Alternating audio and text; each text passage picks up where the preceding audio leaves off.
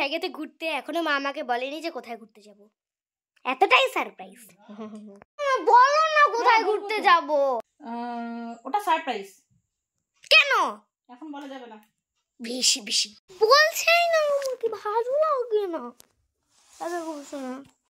তো গাইস, এখন আমি বের হয়ে পড়েছি। আর এই ভ্লগটা আমি একটা গেট রেডি উইথ মি বানিয়েছি, যেটাতে এই জ্যাকেটটা নেই। কিন্তু কেন বলো তো? কারণ তখন আমার ভেতরে ছিলাম তো, তাই গরম লাগছিল আমার। বাট বাইরে এসে জানতে পারি যে একটু একটু ঠান্ডা পড়েছে। তাই জন্য মা বললো মোটা জ্যাকেট পরার দরকার নেই, গাড়িতে উঠলে ফিটেছে গরম লাগবে। তো তাই জন্য আমি এই হালকা জিন্সের জ্যাকেটটা পরে নিলাম। আর গাড়িতে উঠে সত্যি গরম লাগছে, যেহেতু 3টে পরেছি। আর যে পার্পল কালারের সোয়েটারটা পরেছিলাম না, ওটা আমার মায়ের। আর এই যে বংশের ব্রিজটা পার করছি, টাঙ্গর নদী। আর মা আর আমি বসেছি পেছনে, আর বাপি চালাচ্ছিল গাড়ি। আমার তো খুব মজা হচ্ছে, বিকজ আমার এই যে তোমাদের গাড়ি যেটা বললাম, চার্চে তো যাব, কিন্তু চার্চে মা বলেছিল সন্ধেবেলা যাবে। কিন্তু তাহলে এত আগে বেরোলাম, এত আগে আমরা কোথায় যাব ওটা বুঝতে পারছি না। তারপর গঙ্গারামপুরে এসে যে এখানে জ্যামের মধ্যে 15 মিনিট ধরে আটকে আছি। তো তারপরে আমি তো বিরক্ত লেগে যাচ্ছিল। আর একটা কথা, আমি এটা ফার্স্ট টাইম কোনো চার্চে ঘুরতে যাব। আর সেটা বড় কথা না, আমরা একবার 2021 সালে আমরা ভাইজ্যাক গেছিলাম। তো গাইস, তো ওখান থেকে আমরা এসলাম 26 তারিখ। তো ওখানে আমরা 24 তারিখ আমরা একটা হোটেলে খেতে গেছিলাম। তার সামনে একটা চার্চ ছিল, খুব দারুণ সাজানো। আমরা ওখানে গেছিলামও। আর ওখানে যে একজন লোক ছিল, ও আমাদের অনেক ভালো করে বুঝিয়ে দিয়েছিল অনেক কিছু বাংলাতেই।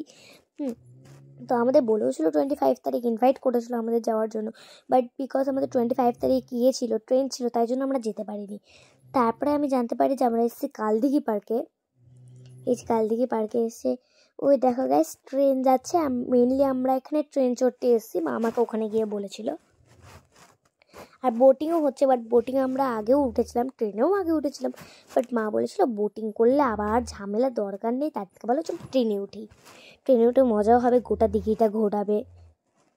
এই যে এইদিকে, তারপরে ওই দিকের মানে রেল লাইনটা।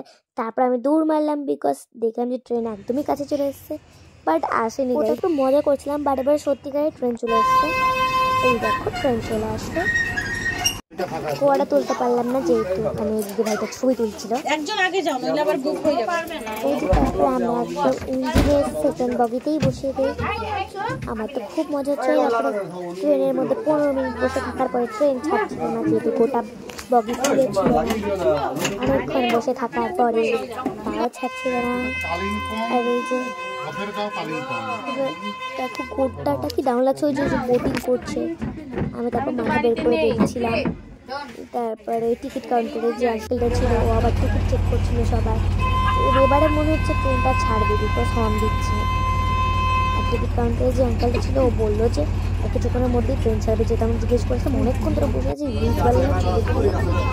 টাইমার কাটছিল, তাও ট্রেন ছাড়ছিল না। তারপরে ধীরে ধীরে ধীরে ধীরে ট্রেন ছাড়লো। সবাই চিৎকার করছিল, ওয়াও ওয়াও, কি মজা কি মজা কি মজা। আর আমার তো মজা হচ্ছে একটু বেশি, যেহেতু এর আগের বার যখন এসেছিলাম আমার ক্যারাটের এক্সামে পিকনিকে এখানে আসা হয়েছিল, তখন আমি ফার্স্ট টাইম না, তখন মানে পার্কে তো অনেকবারই এসেছি, কিন্তু এরকম এই যে ওখানে হলো খেলার জায়গা, ট্রেনে উঠেছিলাম তখন ফার্স্ট টাইম, আর এটা নিয়ে হলো সেকেন্ড টাইম। এখানে সবাই খেলছে। এই যে আবার ট্রেনের ইঞ্জিনের বগিটাও দেখা যাচ্ছিলো, এই যে পেছন দিকে। সেই মজা করেছে। প্রথম দিকে ট্রেনটা আস্তে আস্তে চলছিল, বাট যখন একটু মাঝে মধ্যে চলে আসে তখন ট্রেনটা অনেক স্পিডে ছিল। স্পিডে না, ক্যামেরা দিয়ে আমি স্লো মোশনে দেখিয়েছি, তাই দেখে মনে হচ্ছে ট্রেনটা খুবই আসতে চলছে। বাট ট্রেনটা ভালো স্পিডেই চলছে, ওরকম স্পিড নেই, নর্মালি একটা স্পিড আছে, যেটা আমি স্লো মোশনে দেখিয়েছি। এই যে বোটিং করছে এখানে, এরা দাঁড়িয়ে গেছে কেন বোটিং করতে করতে? কিন্তু বোটিং শুরু করবে না, হাঁপিয়ে গেছে। এই বোটিংগুলো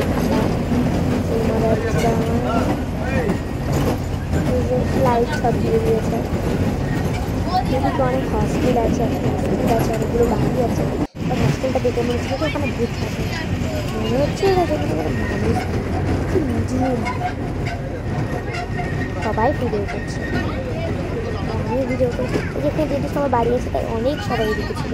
এবার অনেক সময় এমনি রেল লাইন দিয়ে হেঁটে হেঁটে এসছে। কুকুর আছে, কি বলে সাজিয়ে দিয়েছে। গাইস দেখো সানসেট হচ্ছে। হ্যাঁ, এই দিঘিটার মধ্যে দেখো কত সুন্দর একটা অরেঞ্জ কালার এসছে এই জলগুলোর মধ্যে, সেই লাগছিল। আর দেখতে দেখতে সানসেট হয়ে যাওয়ার পরে হুট করে যখন সন্ধে হয়েছে আমি বুঝতেও পারি 5:30টায় হলো গেট বন্ধ করে দেবে। আর এখন অলরেডি বেজে যাচ্ছে 5টা 20। ওই রাস্তাটা সেদিকে প্রত্যেকটা লাইট দিয়ে দিয়েছে। এই দিকটা নিচের দিকটা তাও একটু মানে সানসেট যেটা করছে একটু লাইটও করছে। বাবি যে ধারে বসছিল ওই দিকটা তো নিজু বাগিস, আমি এটাকে বসিনি, আমাকে ভয় লেগেছে। এই যে ধীরে ধীরে এখন সানসেটটা কোনোটাই হয়ে গেছে, এখন খালি যেটুকু লাইট দেখা যায় ওইটুকু লাইট। কোথায় ছিলাম আমরা, কত দূরে চলে এসেছি।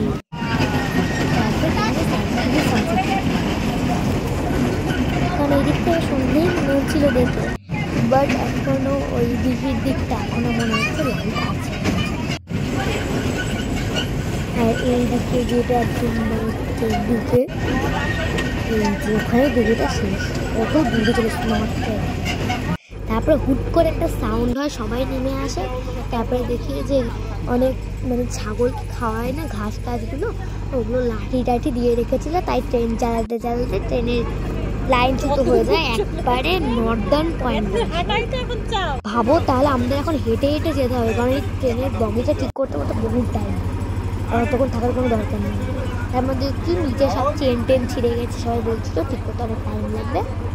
তাই এখন সবাই হাঁটা পথ দিচ্ছিল, তাই আমরাও হাঁটা পথ দিলাম। হেঁটেই যেতে হচ্ছে, কোথায় চলে আসি। চলো চলো, ওই লাইট হাঁটার দেরি করে ফালতু লাভ নেই। মা বলছিল দেরি করে ফালতু লাভ নেই, তার থেকে ভালো জোরে জোরে হেঁটে হেঁটে চলে যায়। একদম অন্ধকার হয়ে গেছে। চলো তো ওদিকে। কি সব রাস্তার মধ্যে ট্রেন লাইনের মধ্যে ঢং রেখে দিয়েছে। এই যে বাড়ি ঘরগুলো আছে না, আচ্ছা গাঠি পাঠি লাকড়ি তো রাখ না, তো রাখতে বারণ করে না, তো ছড়াতে তো হবে, রেখে দিয়েছে। এটা লাস্ট ট্রিপ ছিল। আর মানে টিকিট কাউন্টারে আঙ্কেলটা বলেছিল যদি আরও লোক থাকে তাহলে একমাত্র আরেকটা ট্রিপ দেওয়া হবে, বাট আর কি করে লোক থাকবে, এই বগিটা ঠিক করতে করতেই তো পার হয়ে যাবে টাইম। তারপরে দেখলাম অনেকগুলো আঙ্কেলরা বাইক নিয়ে গেল, নিশ্চয়ই বগিটাকে ঠিক করতে গেল, বা যে ড্রাইভার আঙ্কেলটা ছিল ছিল। এই যে এখানে লাইট ছিল, তাই জন্য ভাবলাম আমি একটু ব্লগ বাজিয়ে নিই। এই গরমের মধ্যে মা পড়িয়েছে আমাকে 3টে, আমার তো আরো গরম লাগছে। ভাগ্যে সেই দিকে তাও লাইট দিয়েছিল। ট্রেন ছেড়ে দৌড়।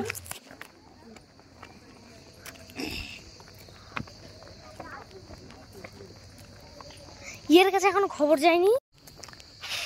সামনে বগিটা দিয়েছিলাম না,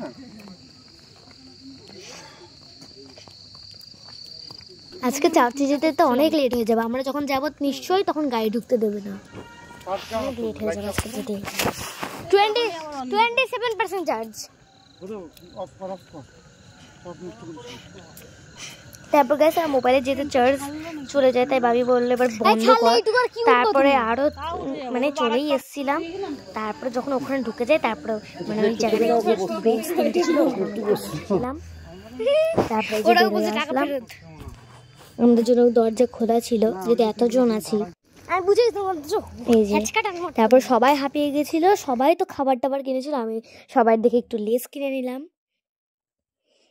তারপরে আমরা চার্চে পৌঁছে গেলাম। চার্চে যাওয়ার সময় হলো গাড়ি ঢুকতে ছিল না, আমরা টোটোতে করে গেছিলাম, তাও অনেকটা হাঁটতে হয়েছিল, তাই ওগুলোর ভ্লগ বানাইনি, যেহেতু বাবি আমাকে মোবাইল বের করতে দেয়নি, এত ভিড়।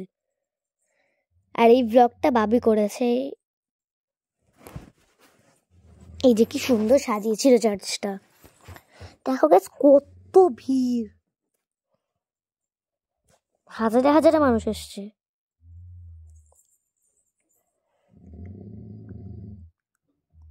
খুব সুন্দর সাজিয়েছিল। তারপরে বাইরে ওখানে তো এত গরম লাগছে, তাই বাইরে আসলাম। বাইরে আবার এই সুন্দরটা করেছে।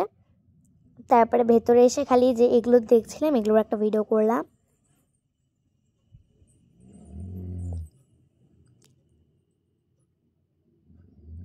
কত স্টার্স। তো গাইজ ব্লগটা এইটুকুই, পরের দিকে আমি আর ব্লগটা বানাতে পারিনি। তো গাইজ যদি ভালো লেগে থাকে তাহলে like, comment, subscribe. Bye bye.